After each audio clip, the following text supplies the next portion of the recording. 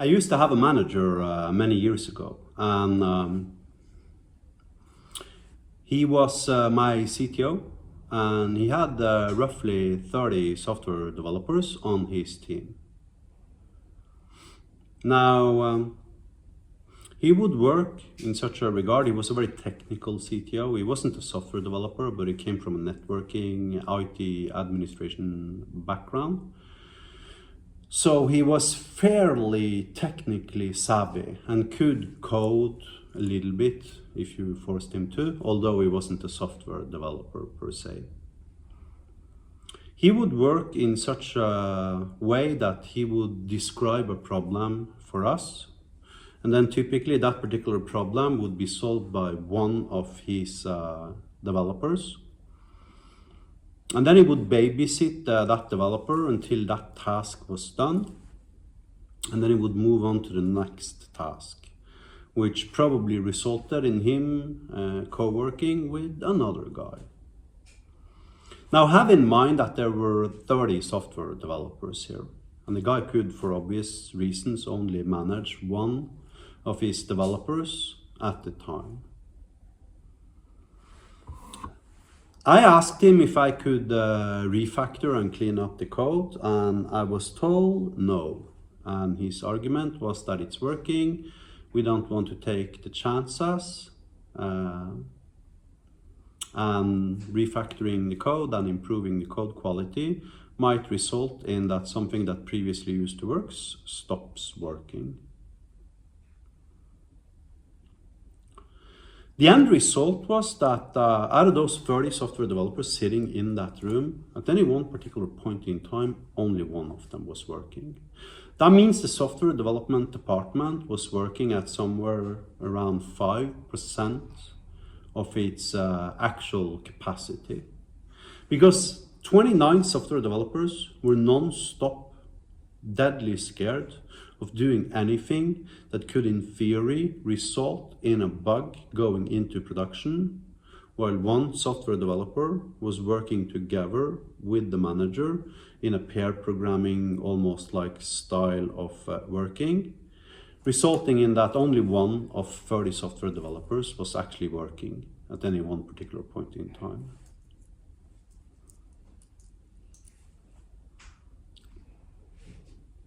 Now, if you think a little bit about the things I just said now, and by the way, this particular company had lots of other issues.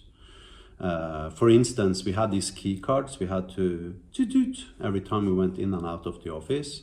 And so I used to go out on the veranda and get some fresh air every now and then. And when I did, I had to toot, take my card with me. And often we would go several software developers out on the veranda to get some fresh air and maybe have a cigarette or something like that. And we would stand outside on the veranda and discuss architectural ideas or, code or problems we were experiencing at that particular day, etc., etc. But the key card would measure every time we left out to the veranda and stop measuring working hours.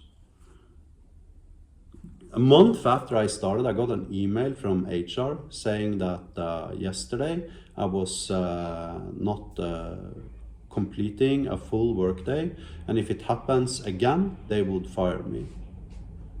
And the email said how many hours and minutes I had been working. I was supposed to be working 8 hours. I had worked 7 hours and 59 minutes.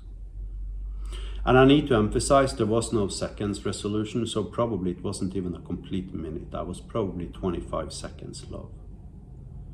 But I was threatened to become fired.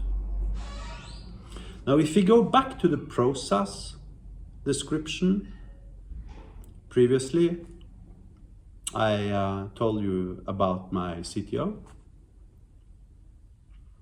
Then you will realize that I basically described Scrum. Scrum is more or less like that. Scrum, you have a PM, which is like your manager or orchestrator or whatever. And he's got a product manager ahead of him. And then you have like the technical team lead, etc., etc. But basically in Scrum, you're assigned tasks. right? You have typically use Jira for backlog items, and then you pick 2-3 items per week and you fix them, and you create 2-3 pull requests per week and you push them, and you know, that's how you work using Scrum. Then you have daily stand-ups meetings and, you know, Scrum velocity meetings, grooming sessions, you know, sprint evaluation meetings, etc., etc. But basically, Scrum is organized micromanagement. In theory, though, which is what is so good about Scrum, though, is that you can parallelize your micromanagement, right? Because if you spend like 3 hours creating 15 tickets, in theory, you could imagine 15 software developers picking up those 15 tickets and working in parallel. It never works like that, though, for all practical concerns. And the reasons why is because 80% of your tickets needs to clarify issues for the software developer who is currently working on that particular ticket, and orchestrate and collaborate with other software developers. This other software developer is typically working on his own problem in parallel. Now, when you ask the other guy a question and there is science on this, that other guy loses 40 minutes of productivity. It takes him 20 minutes to enter your cognitive framework and context, wherever you are in your code, before he's capable of fully grasping and understanding whatever you're asking him of. And then it takes him 20 minutes again to enter back into his own debugging context within his own code, as he is done helping you out. Implying, if you ask your colleague if he wants to have Coke or Fanta, you've in theory destroyed 40 minutes of productivity for that particular software developer, simply because he needs to think. Now, if you look at the average Scrum process, so we have stand-up meetings, okay, that's 25 minutes every day. We have grooming sessions, okay, that's like 60 minutes every 2 weeks. We have sprint evaluation meetings. Okay, that's typically 60 minutes every 2 weeks. We have, you know, etc., etc. But ignoring all the meetings, let's look at what remains now. But we've now basically eliminated 20% of our productivity capacity simply by meetings. Everybody agrees upon that, I presume. And then, so let's look at the actual work that Scrum provides, okay? People pick tickets, right? Now, let's say I'm working for a company who's applying the Scrum process. Okay, I need to go and pick a ticket. I pick that ticket, assign it to me, I need to log into Jira. The entirety of that process alone is typically 2-3 minutes. And, you know, it's actually bothering me that I need to do that before I actually start producing code, because I've coded for such a long time that alone by itself has become a nuance for me. But ignoring that fact, okay, so I take my ticket. Okay, my ticket might be an issue such as ensure the MT4 platform has been deducted the money before you bump the trader account in this particular database, blah, blah, blah, blah, blah. Okay, so now we're talking about database, we're talking about the MT4 account. MT4 is typically integrated using C++. The primary code of the customer portal is typically C#. Then I have SQL, I have a database system I need to interact with, etc., etc. Then we have 4 different environments. We have development environments, my local development machine. We have the dev environment in Azure. We have the QA environment, maybe even 5 environments, because we got staging, which is like the last point before it enters production, and then we got the production environment. So now I have 5 databases. Maybe my code works on my development machine because my development database happens to be in a state that ensures that that particular code works with that particular database, simply because of the records and the data that that database happens to be containing at that particular point in time. I think my code is working, I push it to dev, comes to dev, and it breaks the build. And it takes like 2 hours to freaking create the build. Why? Because it's got to run through freaking QA Wolf, it's got to run through Sonar Cube, It's got to execute like, 500 unit tests. It's got to like, boot up Selenium framework and, do integration tests and etc. etc. Basically, it's got to like, burn the equivalent resources in regards to compute and electricity required to like boil 200 liters of water, right? Or something like that.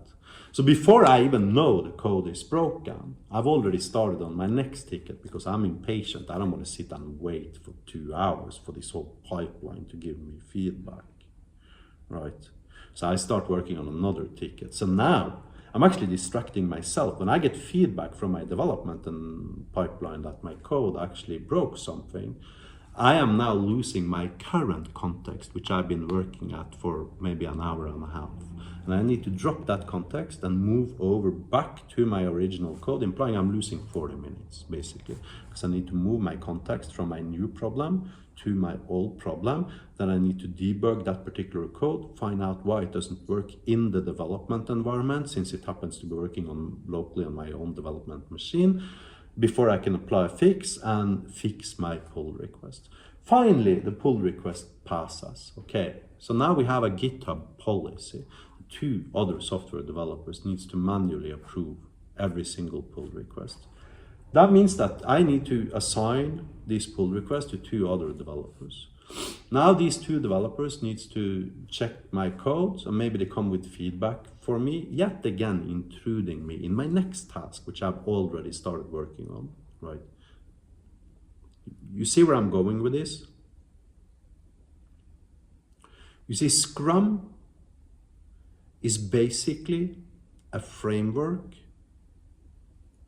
whose purpose, you might argue, is to destroy your ability to concentrate.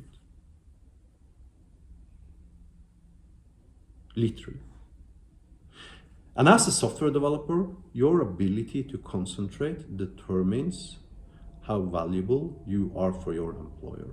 Period. End of debate. Implying the employers need to measure your productivity.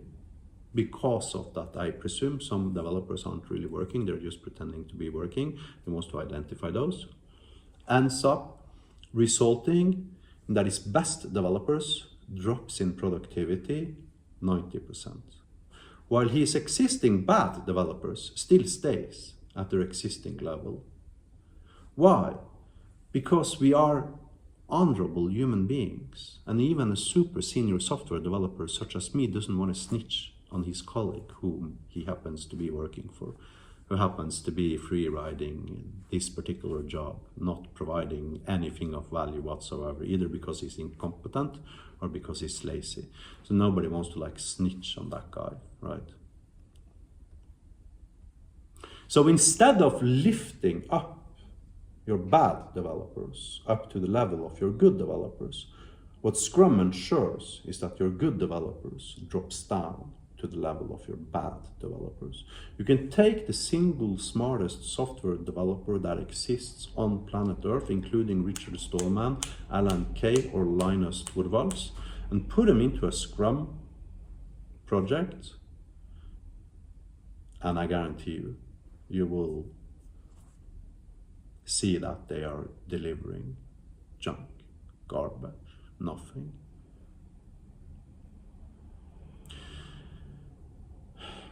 If you have software developers whom are seriously kick-ass smart, all you gotta do is to freaking unleash them. Tell them, do great shit, you have 3 weeks, good luck. After 3 weeks, that software developer is gonna come back, if he is brilliant, truly brilliant, he's gonna show you something that is amazing. Scrum, though, is a framework for micromanagement.